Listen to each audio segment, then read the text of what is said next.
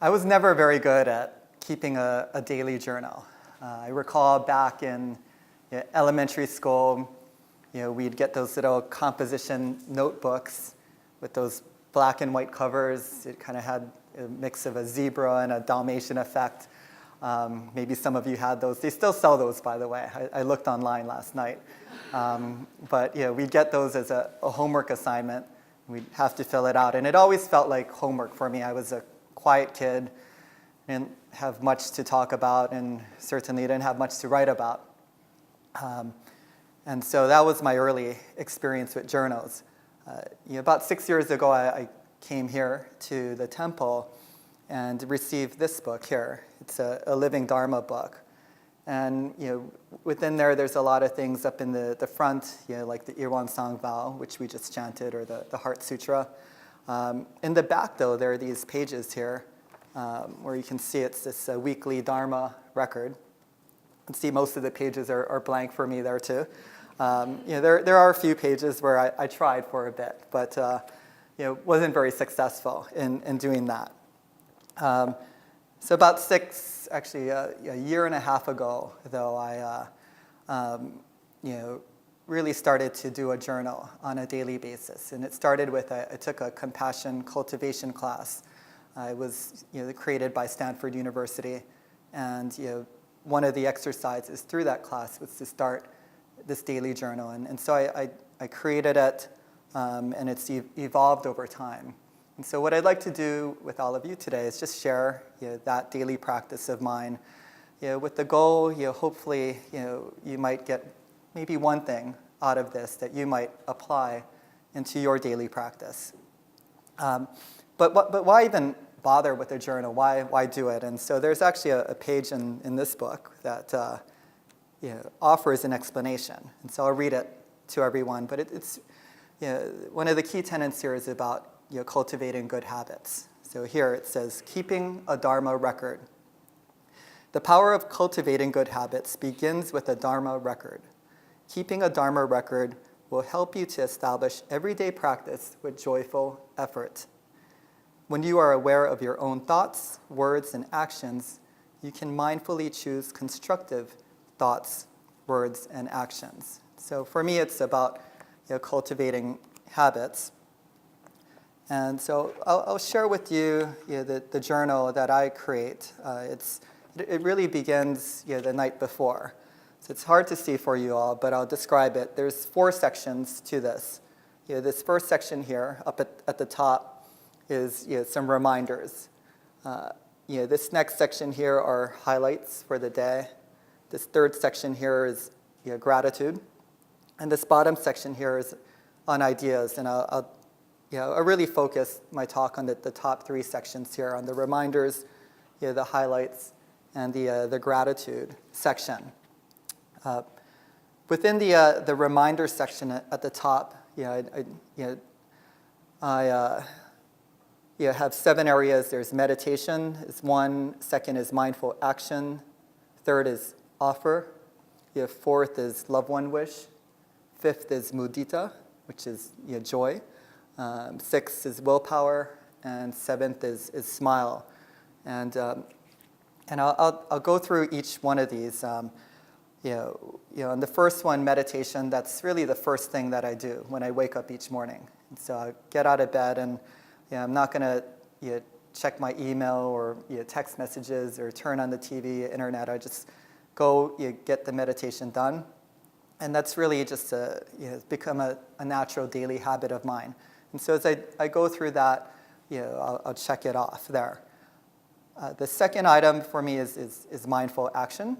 And that's a way to bring myself into the present moment. And so the exercise I do there, I focus on, is just in the shower each morning. I try to just focus on that experience of just the warmth of the water, the smell of the soap, massage my scalp there, and just enjoy that moment and not try to think about the day ahead or what happened yesterday. Just in that particular moment. The third one is offer, and this was something that sprung out of an exercise from that compassion cultivation class. So the the assignment that week was to, I guess the focus of it was to cultivate compassion for a stranger. And the focus on that was to develop that sense of giving. And a couple of weeks ago, Doyon talked about the dana paramita. And so the assignment for the week was to try to go out and give something to someone every single day. And I thought, for me, the easiest thing that I could execute was just to give someone money. I'd take a dollar bill, fold it into my pocket, and at the first opportunity, just give it.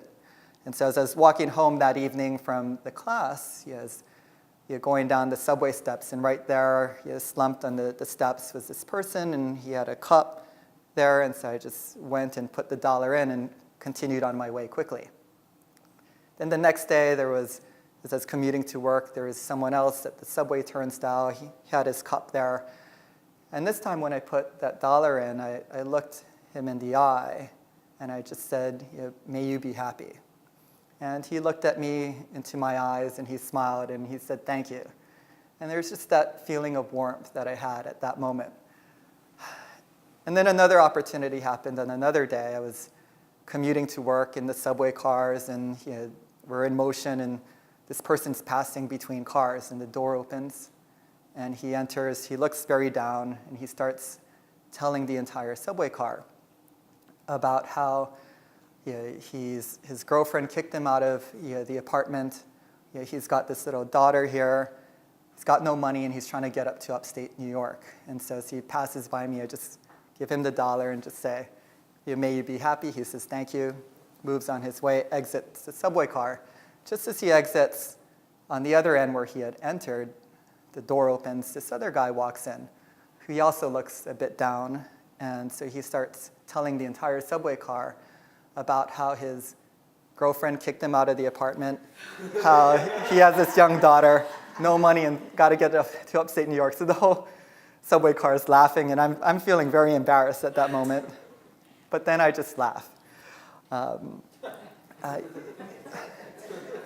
It's a true story. The fourth one is love one wish. And that is something I do actually right after I meditate. And that's about doing the loving kindness prayer. And so what I do, I keep my eyes closed at the end of the meditation, and then imagine a loved one in front of me, and then I say the loving kindness prayer. So I'm saying, may you be happy, may you be healthy, may you be safe, may you be content, may you love yourself just the way you are. And as I'm visualizing that, I just imagine these warm rays of light coming out of my heart and bathing them with that. And I'll do that with another loved one. And then, but I also do that with a difficult person. So someone who's annoying or challenging in my life. I'll do the same thing for them. And that's not an easy thing to do. But it does help for in those moments where you're actually confronted by that particular person or type of person. The fifth one is mudita, and joy. And the way I try to apply that joy is trying to identify when there's others who are having a moment of joy, and having that joy be my joy too. And this is one of the harder ones for me to check off each day. And when I think about it, it should be easy to spot. If you see a bunch of people laughing and smiling, then that joy can become your joy too. And I think for me, it just requires a little bit more awareness of trying to look for joy of others out there, to experience their joy as my joy too. The sixth item is willpower. For that one, I focus on the practices when I'm in an elevator. I just focus on just breathing. And what I'm trying to do is not touch my cell phone. It's just natural to go and grab that. When you ride an elevator, oftentimes you see crowded car, everyone's on their cell phones, and not really sure how much you can actually read or get done in that short elevator ride, but that's the natural inclination, and I try not to do that. And so instead I focus on not what I won't do, but on what I will do, and I just breathe. And then if there's someone else there who's not looking at their phone, maybe I'll engage in a conversation with them. The seventh thing on the list is just smile. And I do something strange in the morning. I'll wake up and go into the bathroom and turn the lights on, and I'm still tired, and I'll look into the mirror, and I'll just put on like this big smile, and I'm smiling to myself. And then if I really want to take it to another level, I start laughing, just and looking at myself there. And it's all fake, but supposedly the mind can't tell the difference between that and real happiness and joy. And so you can trick your mind into that. And then I try to just apply that as I go throughout the day. And it says, as I'm meditating, I sit there and try to have that little small smile. It's not a big smile, but just turn the corners of your mouth up. And as I'm walking down the street, I have that slight smile, not a big smile. People might think you're kind of weird in New York if you're smiling too much walking around, but it's just that little smile. And what I find is it brings a lot of energy into me, and that energy is actually magnetic. Like you can feel other people notice that positive energy there. So those were the reminders. I'll turn to the highlights, and the reason why I list the highlights is it's just a reminder that there's a lot of good things that happen to us every single day, and my goal in writing this is to create 10 highlights.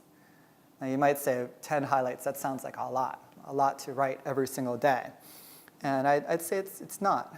It's quite easy to get the list going. And for me, starting the day with meditation, that's already one. Second is taking that shower. For me, that's a highlight. Hopefully it's something that all of you do as well, and maybe it's a highlight. If you don't, not judging. But another thing that I get 3 of is just eating. Every meal is a highlight for me. And yesterday we were at that Buddhist Global Relief event and that walk for the hungry. And at the end of it, people were sharing different thoughts, and and we're all eating lunch too after that long walk there. And they reminded us that we're enjoying this food here, but every day there's more than 1 billion people in this world who's not sure of where their next meal will come from. And so we're very fortunate, and I feel fortunate to just be eating at that moment. And so each one of those are a highlight. So that's 5 already. And as I'm writing these, sometimes I get momentum and get past 10. Then just as I did the reminders, I did the highlights. Here's the gratitude section there, and I approached that first by just trying to write 10 people throughout the day that I was grateful for, and I did that for a while. Then earlier this year, Venerable Lee gave a talk, and one of her recommendations is to just focus on one particular person there. And I decided to try to do that and change it up and focus on that, but then all the derivatives off of that. And so last night, as I was writing this out, I had reflected yesterday afternoon. It's just a beautiful, beautiful fall day. And he was up in Morningside Heights and got to Central Park on the upper northwest corner there on 110th Street. And I'd never entered the park from that top left corner there, and entered the park there, and then walked all the way down to the southeast corner at 59th Street. So walked through the whole park, and it was just a wonderful, wonderful experience. And so I wrote last night, I'm grateful for the creators of Central Park. And then I continued on saying, I'm thankful for their parents and the teachers, thankful for all the maintenance people there, thankful for the people who make the fertilizer and the mulch, thankful for the other people in the park, for not littering,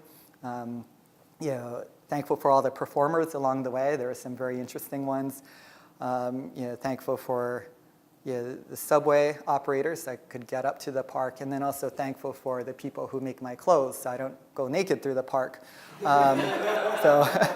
But you can go on and on. You just stop after a certain point. But it's just a reminder, right, how there's this interconnected nature. There was a quote I just want to share. It's a short quote by David McCulloch. He's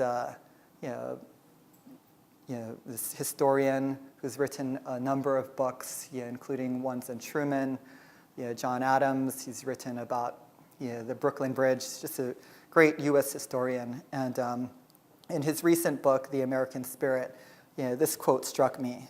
And here it goes. He says, "From history we learn that there is no such thing as a self-made man or woman." And to me, that just struck home that all of us in our particular experiences today or where we are is a function of others as well. It's just not ourselves. And that gratitude, doing the gratitude part helps remind me of that. And so I write this out, and this is actually yesterday's. So yesterday's completed there, and just work through today. So some of you might ask, like, Darin, you do all this, you've been doing this for a year and a half, does it make any difference? And my answer is yes, I think it does. It does make a difference. There's just this aspect of reminding myself of the things that are important that I'd like to practice. Sometimes I do it well, sometimes I don't, but it's a constant reminder there. The other aspect is it causes me to pause each day and take that moment to reflect. Each of us are very busy. We can always be doing stuff. And to have that moment of just pausing and reflecting, and it doesn't take very long to do, really. But that, I find, gets me more centered along with some of the other things that we do here. And some of you might also ask, it's a digital age, so why pen and paper? And for me, when I first started on this, I thought about defaulting to the phone. I like using my phone. But I said, let's go back to the paper, thinking back to when I was in elementary school. And I don't have that, zebra Dalmatian color notebooks, but I've got this book. And I find that, as I write, the feelings transmit through my body, through my hand, and onto the page. It's a lot different than typing away like this. What I also find is writing is very meditative. And so when I first started on this, I just try to write it to get it done, right? I'm just trying to do it. As I've gone through this, though, I start to focus on every single letter that I'm writing and focusing on drawing out that letter. And my handwriting's terrible, but during those moments, the handwriting is actually a little more clear. And so that's just another way that I find it helps to just write it out there. So in conclusion, hopefully this is helpful for you to hear. Perhaps there is something in your daily practice that you might consider from this, and perhaps that just might make some positive difference for someone else that you encounter at that moment, and then that moment can be a highlight for that other person too. Thank you.